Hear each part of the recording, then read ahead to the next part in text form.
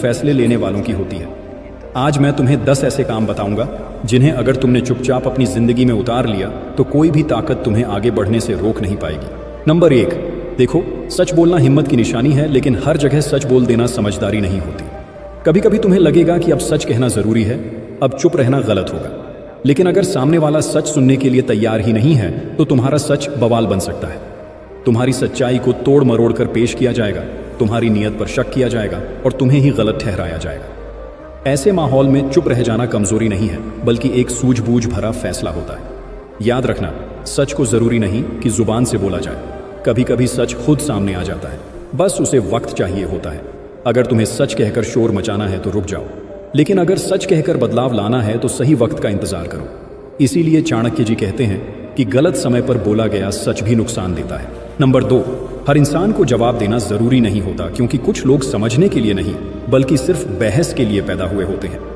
तुम्हें लग सकता है कि तुम सही हो, तुम्हारी बातों में दम है, तुम अगर समझाओगे तो सामने वाला समझ जाएगा। लेकिन अगर सामने वाला ना समझ है तो वह तुम्हारी बातों का मजाक बनाएगा, तुम्हारी सोच को तोड़ेगा और खुद को सही साबित करेगा। ऐसे लोगों से बहस करके तुम सिर्फ अपनी ऊर्जा और इज्जत दोनों खोते हो। याद रखो, हर जगह बोलना समझदारी नहीं होती, कुछ जगहों पर चुप रहना ही तुम्हारी सबसे बड़ी ताकत होती है।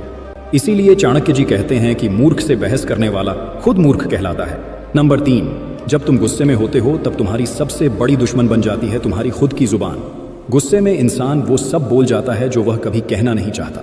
तुम एक पल के गुस्से में कई सालों का रिश्ता तोड़ सकते हो, एक गलत लहजे में अपनों का दिल तोड़ सकते हो, और गुस्से में कहे गए शब्द कभी वापस नहीं आते।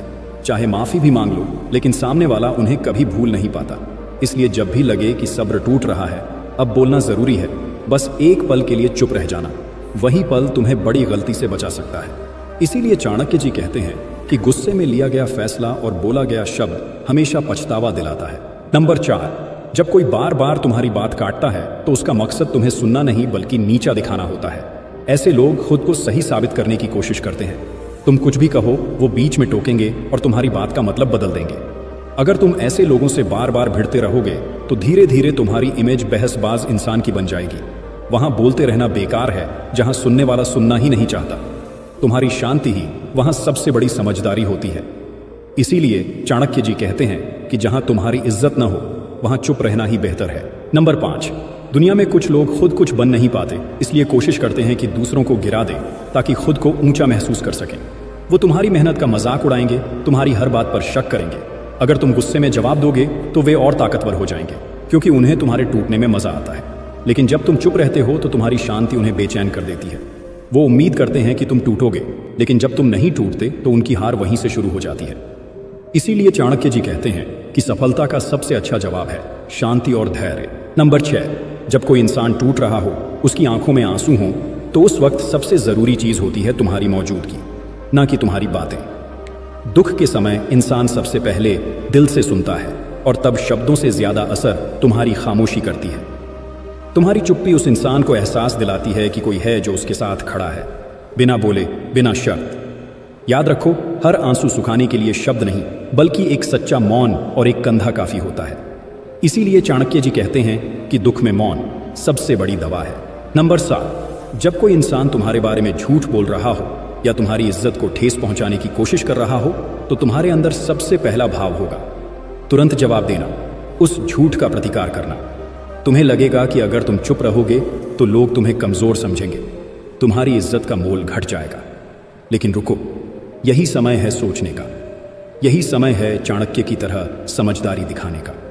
झूठ बोलने वाला हमेशा तुम्हें अपने स्तर पर खींचने की कोशिश करेगा। वह चाहता है कि तुम भी उसका सामना गुस्से और विवाद में करो, ताकि लोग दोनों की लड़ाई देख सकें और असलियत का पता न चले। अगर तुम फौरन जवाब देने लगोगे तो तुम उसी खेल में फंस जाओगे। लोग झूठ और सच के बीच फर्क नहीं देख पाएंगे, बल्कि सिर्फ ड्रामा देखेंगे। लेकिन अगर तुम चुप रहोगे, अगर तुम संयम और आत्मविश्वास दिखाओगे तो चीजें अलग हो जाएंगी। लोग खुद सोचने लगेंगे, अगर सच ऐसा है तो वह क्यों चुप है? अगर वह कमजोर होता तो वह चुप नहीं रहता। यही चुप्पी तुम्हारी ताकत बन जाती है। लोग धीरे धीरे समझते हैं कि असली शक्ति में शांति होती है, लड़ाई में नहीं। याद रखो, झूठ थोड़े समय के लिए आकर्षण पैदा कर सकता है।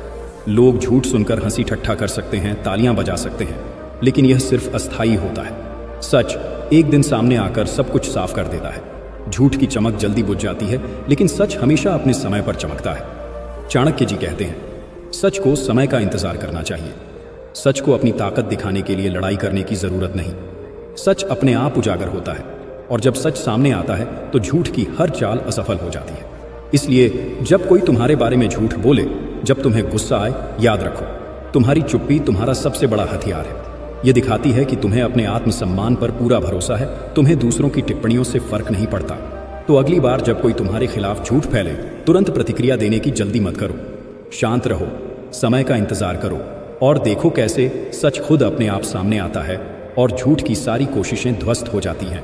यही चाणक्य की रणनीति है, धैर्य, चुप्पी और समय का इंतजार। यही तुम्हें असली ताकत देता है। नंबर 8, जब गलती तुम्हारी होती है तो सबसे आसान रास्ता क्या होता है? बहाना बनाना। इंसान का स्वभाव यही है कि वह अपनी जिम्मेदारी से बचने के लिए किसी न किसी बहाने की तलाश करता है। ये मेरी गलती नहीं थी, मुझे पता ही नहीं था, किसी और ने मजबूर किया। ऐसे बहाने सुनने में तो सही लगते हैं, लेकिन असल में ये तुम्हें कमजोर बनाते हैं। आसान रास्ता इंसान को कमजोर बनाता है, उसका आत्मसम्मान नहीं बढ़ाता। गलती करना इंसानी फितरत है। हर कोई गलतियां करता है, हर कोई कभी न कभी असफल होता है, लेकिन असली बुद्धिमानी और परिपक्वता यह देखती है कि गलती होने के बाद क्या किया जाए।